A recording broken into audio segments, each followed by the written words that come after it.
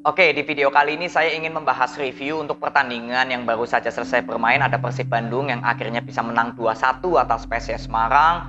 Dan ini merupakan pertandingan pertama Persib Bandung semenjak ditinggalnya Coach Robert Rene ya. Jadi saya akan sedikit membahas bagaimana skema permainan Persib Bandung, apakah ada perubahan apa enggak setelah ditinggal dari Coach Robert Rene. Dan untuk PSIS Semarang, di 4 pertandingan ini saya ingin membahas bagaimana yang saya lihat PSIS Semarang ini ditangani oleh Coach Sergio Alexander. Kita langsung mulai dulu membahas pertandingan ini di babak pertama. Yang saya bisa simpulkan langsung di babak pertama adalah aliran bola Persib Bandung di sektor kanannya ini nggak terlalu hidup di babak pertama. Itu karena yang saya lihat Kakang Rudianto dipasang sebelah bek kanan. Dan setahu saya Kakang ini memang lebih cocok bermain sebagai back tengah ya bersama Nick Kuipers atau Ahmad Yufrianto, karena Kakang ini nggak memiliki speed, jadi seringkali telat membantu support atau melakukan overlap untuk membantu Ciro, mensupport Ciro. Jadi aliran bola Persib Bandung ini lebih dominan ke sayap sebelah kiri. Ada Fred Butuan ya yang sempat bermain di kiri dulu ya, akhirnya kan Ciro bermain di kiri dan Fred di kanan. Jadi inilah yang saya lihat di babak pertama. Dan penalti terjadi, Persib Bandung unggul 1-0. Ini PSIS Semarang mencoba mengejar ketertinggalannya ya. Dan kalau kalian lihat bagaimana PSIS Semarang saat membangun serangan, ini tetap melalui sektor lini sayap. Lini tengah dari PSIS Semarang ini masih belum berjalan yang saya lihat. Jadi terlalu mengandalkan skill individu dari Taisei Marukawa dan juga Wawan. Dan Wawan di pertandingan kali ini sangat on fire. Stamina dari Wawan ini cukup luar biasa, membantu sampai ke pertahanan, lalu maju ke depan. Sama seperti Marukawa juga yang ikut ke belakang, ikut ke depan. Jadi yang aktif ini hanya sayap dari PSIS Semarang, bukan pemain tengahnya. Ada Jonathan, ada Rumbino juga di situ. Inilah yang saya lihat bahwa lini tengah dari PSIS Semarang ini belum hidup.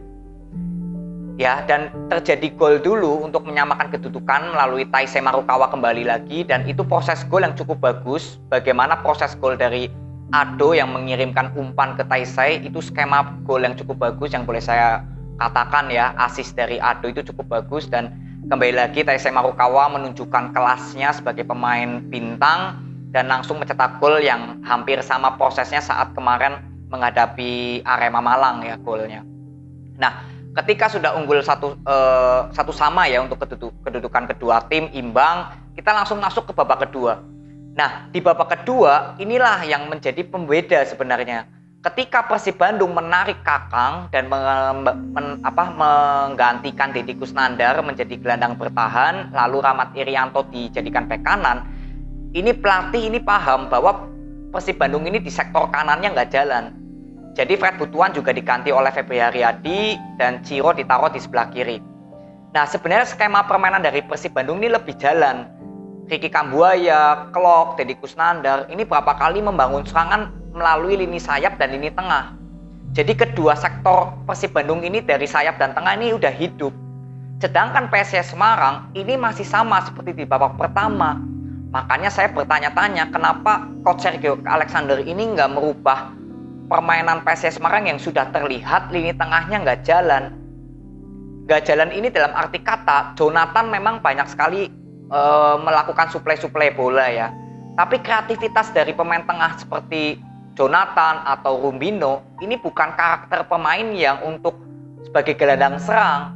Jadi yang saya lihat ini PSIS Semarang nggak memiliki gelandang serang. Jadi untuk menarik pertahanan Persib Bandung ini nggak ada kecuali pemain sayapnya Wawan atau Taisei, dan penampilan Dewangga di back kiri ya ini juga menurut saya lagi nggak perform, lagi bukan harinya Dewangga lah. Berapa kali melakukan passingnya salah, lalu membawa bola gampang hilang ya. Jadi mungkin Dewangga ini lagi nggak perform. Dan apakah pelatih Sergio Alexander ini melihat bahwa Dewangga ini lagi nggak perform, kenapa nggak coba diganti dulu? Karena sektor kiri dari PSIS Semarang ini berapa kali Taisei Marukawa terlihat sendirian, dan Wawan di sebelah kanan juga berapa kali terlihat sendirian. Walaupun Friendly sering melakukan overlap ke depan ya, tapi pemain tengah berapa kali juga telat untuk melakukan support ke depan. Ini juga saya nggak menyalahkan Jonathan atau Rumbino, karena memang karakter kedua pemain ini bukan sebagai gelandang serang, tapi memang benar-benar pure sebagai pemain yang mengimbangkan aja antara menyerang dan bertahan. Harusnya Coach Alexander ini sudah mengerti bahwa PSIS Semarang ini kurang kreativitas di pemain tengahnya. Dan alhasil gol yang tercipta dari DDS itu melalui counter attack dari Ricky Kambuaya yang umpan cepat ke DDS, dan DDS bisa melakukan skill individunya, bisa mencetak gol dengan bagus. Dan sisanya PSIS Semarang membangun serangan itu selalu melalui sisi sayap, dan ini sudah ketebak oleh pemain dari Persib Bandung. Sato di sebelah kiri, Rahmat Irianto di kanan, ini berapa kali memang bisa dilewati oleh Taisei Marukawa terutama ya. Tapi nggak bisa terus-terusan mengandalkan permainan dari sayap kiri atau kanan. Harus ada kreativitas dari pemain tengahnya. Jadi selama 4 pertandingan ya PSIS Semarang di bawah dari Coach Sergio Alexander, saya belum melihat bagaimana skema penyerangan PSIS Semarang ini yang bagus, terutama di sektor lini tengahnya.